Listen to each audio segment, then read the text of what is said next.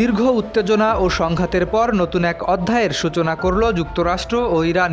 বহুল আলোচিত দ্বিপাক্ষিক সমঝোতা স্মারক বা MOUতে আনুষ্ঠানিকভাবে স্বাক্ষর করেছেন মার্কিন প্রেসিডেন্ট ডোনাল্ড ট্রাম্প ও ইরানের প্রেসিডেন্ট মাসুদ পেজেশকিয়ান। দুই দেশের সম্পর্ক ও মধ্যপ্রাচ্যের পরিস্থিতির জন্য এই চুক্তিকে গুরুত্বপূর্ণ মাইলফলক হিসেবে দেখা হচ্ছে।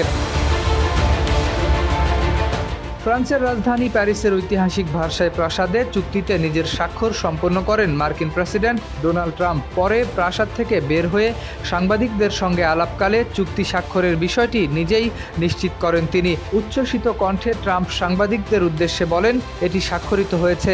নিজের চূড়ান্ত অনুমোদনের কথা পুনর্ব্যক্ত করে তিনি আরও যোগ করেন যে আমি এটি ভার্সাইতে স্বাক্ষর করেছি, এইমাত্র এটিতে সই করলাম।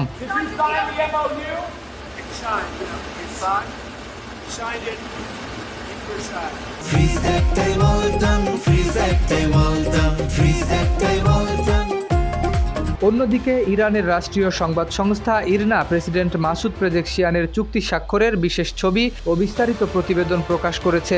প্রকাশিত ছবিতে ইরানের প্রেসিডেন্টকে চুক্তির নথিতে স্বাক্ষর করতে এবং পরে নিজের ও মার্কিন প্রেসিডেন্ট ডোনাল্ড ট্রাম্পের স্বাক্ষর সংবলিত চুক্তির মূল পাতাগুলো উঁচিয়ে প্রদর্শন করতে দেখা গেছে।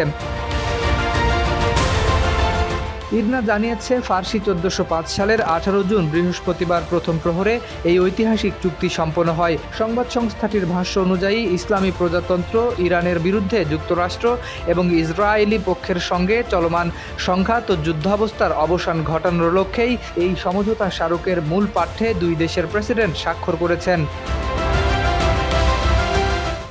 বিশ্লেষকদের মতে এই চুক্তি শুধু ওয়াশিংটন ও তেহরানের সম্পর্কেই নতুন সম্ভাবনার দ্বার খুলবে না, বরং দীর্ঘদিনের অস্থিরতায় থাকা মধ্যপ্রাচ্য অঞ্চলেও শান্তি প্রতিষ্ঠার পথে গুরুত্বপূর্ণ ভূমিকা রাখতে পারে।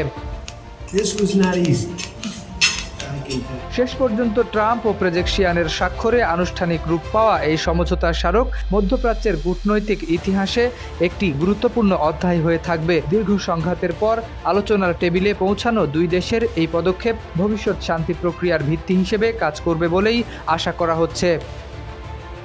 শরীফ উদ্দিন, ইত্তেফাক নিউজ।